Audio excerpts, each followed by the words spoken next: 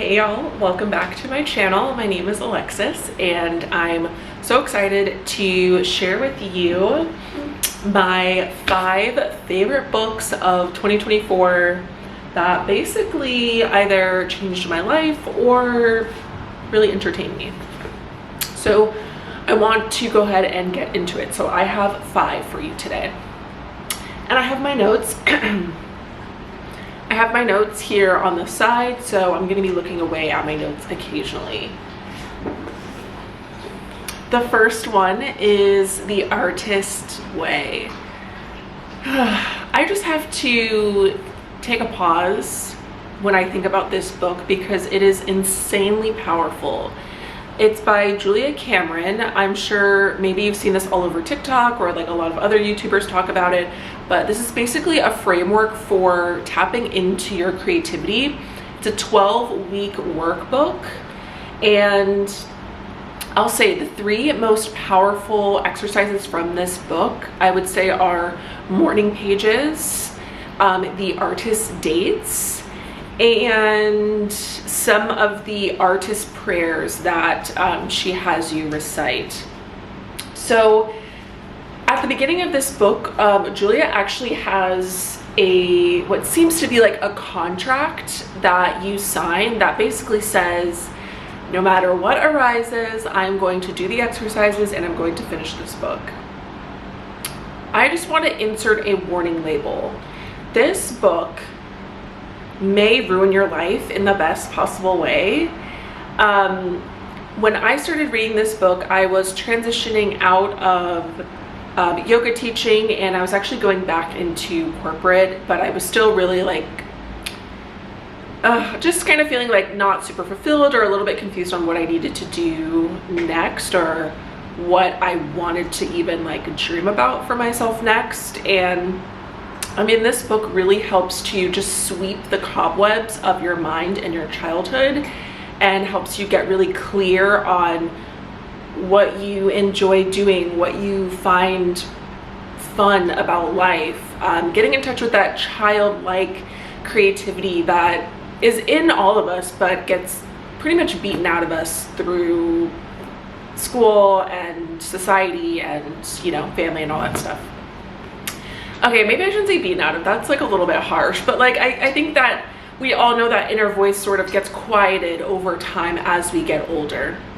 So anyways, this book is one of the biggest reasons for my move out of Chicago, and I could definitely see areas where like my friend group was sort of crumbling, and I just no longer had this attachment to this city, and it felt like I was losing a lot of stuff, losing my friends, losing my apartment and what I found familiar.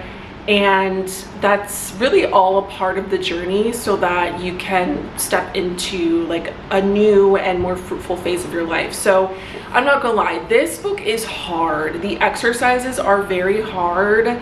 It's a lot of introspection work.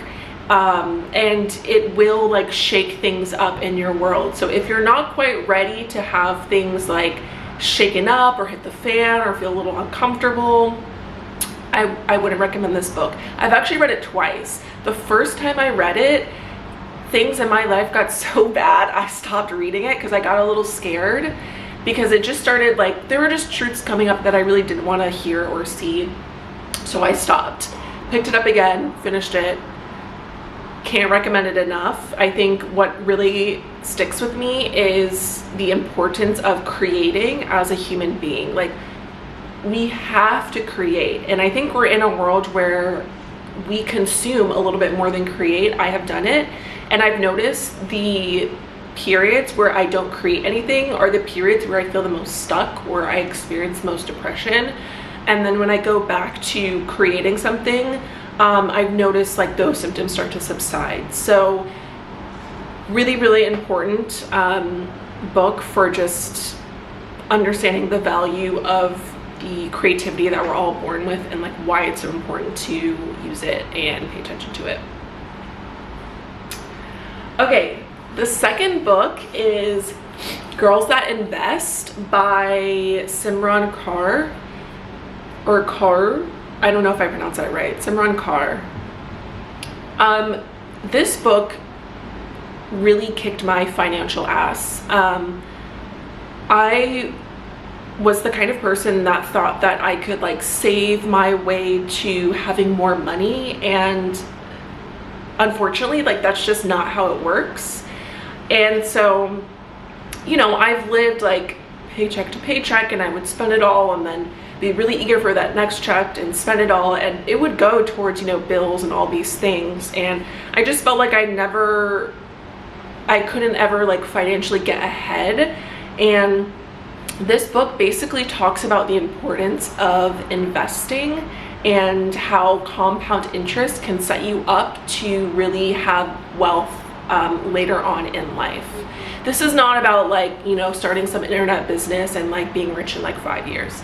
This is about slowly contributing money to investments, to stocks, to bonds, etc., so that 15-20 years from now, you have money to retire with. You have $1 million to, you know, stop working. And there are even exercises in this book that can help you kind of calculate how much you need to be investing if you would like to retire early, like before the age of 65.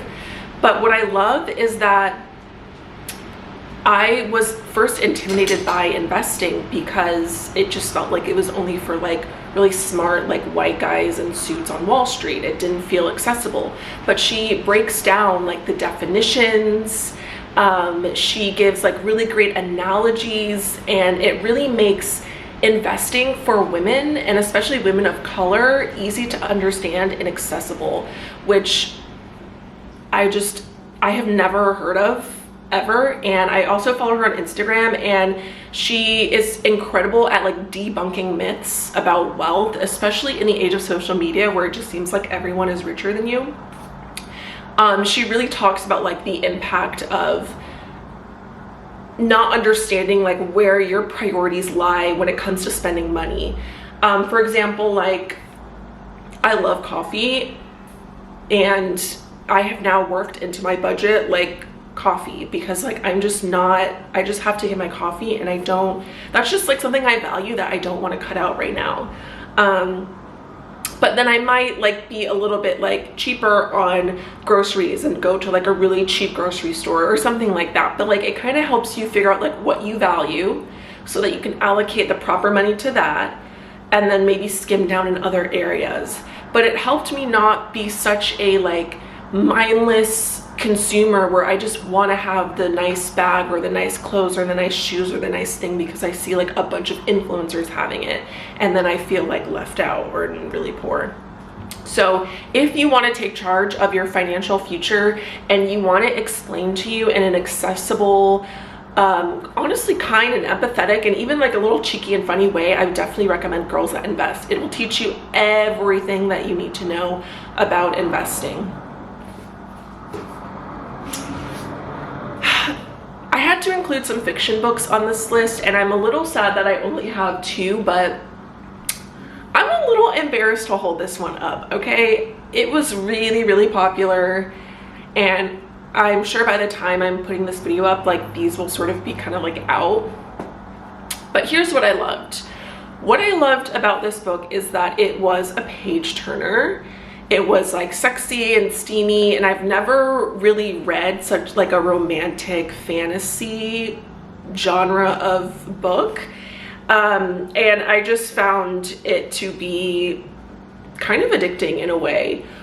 What I don't love about this book is, and I think it's the way the author writes, but she will save like the actual climactic like meat of the story for like the last like 80 to 100 pages, and then the front end of the book just ends up being like background, like, you know, giving you the history, the character development. But in my opinion, it's like way too much like history and background and character development, and not enough of like the action, which I think is done intentionally because she kind of wants to take you on this like slow burn.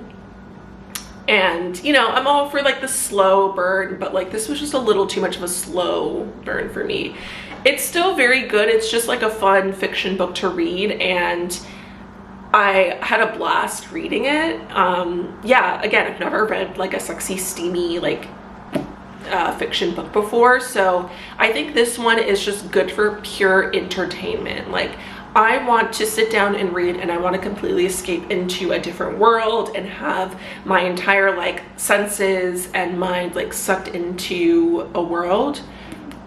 This is the book. Just great. Another fiction one I want to add is Midnight Library. I actually went to a pottery class, and I heard about this book through one of the girls that was in the class. She said this was her favorite book, and then literally that day I went to the bookstore and bought it. But a little bit of a trigger warning here, but essentially this book is about a girl who wanted to end her life, and as she does, she goes into this state of unconsciousness that's in between life and death, and this in-between space is this library. And don't worry, I'm not spoiling it for you. This is just giving you some background. But basically, in this library consists of thousands and hundreds and, you know, all these books that are other lives she could have lived if she had made different choices. So if she had taken this route to work instead of her original route, something would have changed. Or if she had adopted like a dog versus a cat, like, or if she had pursued law school, if she had pursued being like a marine biologist. It's all of these different lives that we could have lived if we had made different choices. And what I love about this book is that it gets kind of spiritual and it talks a little bit about quantum physics and the idea of multiple realities and versions of ourselves existing at the exact same time that we are living this life.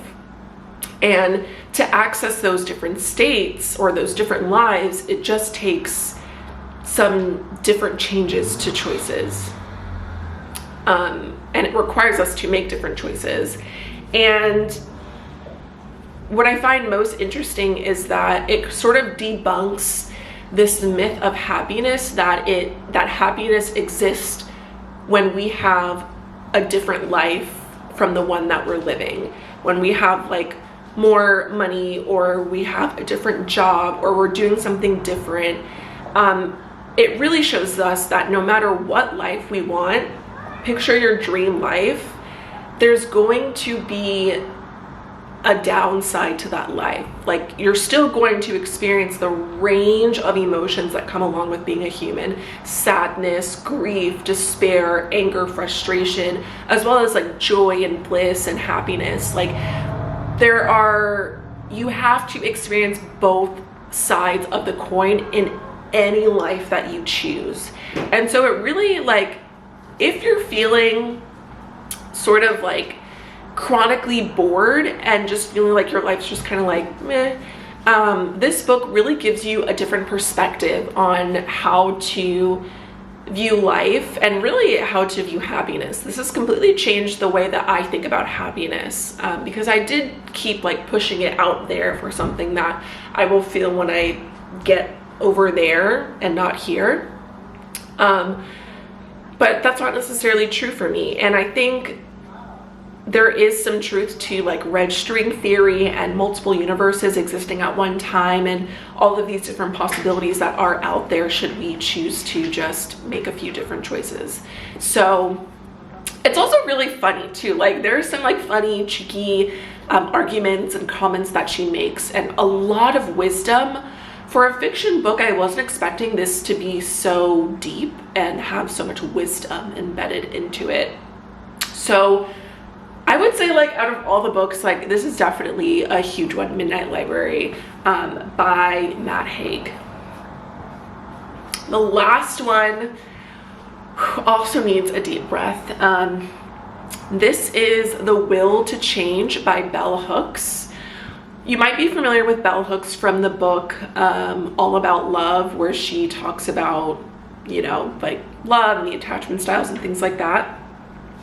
This book is more centered on men, masculinity, and patriarchy, and how impactful and harmful patriarchy is for men and women. If you've ever, I read this after like a few bad dates, and I was having that attitude of like, men suck. After reading this book, I changed my mind, and I have a lot more compassion and empathy for like the world that men live in, because from her writing, you can see how traumatized they are and how stripped of their emotional self and body they are. And so they're having to function at this level that is very removed from emotion, and like how difficult and how damaging that is on the psyche, and how damaging that is for relationships. So I mean, I can't recommend how transforming this book is. Like, you will never view men the same after you read this book. And it sort of made me a little bit angry for patriarchy and how it runs our world. But I mean, the way that she writes is just so impactful, and she talks about, you know, men still need to be loved and coddled and held, but unfortunately we're just in a society where that is not allowed, or it's allowed under certain circumstances like sex or something like that. So she does believe that men can come back to being in touch with their emotional selves, but it takes the women in their lives to be kind and gentle and patient with them as they make that journey on their own. So really, really great book. If you've gone like on a few bad like hand-drip bumble dates or whatever, I mean, this book might kind of change your mind into like why dudes act the way they do. And yeah, so those are my 5 books of 2024. I hope that you enjoyed my little analysis and description and my own personal experiences. If you do end up picking up one of these books, please comment below and let me know. I would love to hear what your thoughts are, and can't wait to see you in the next video. Bye.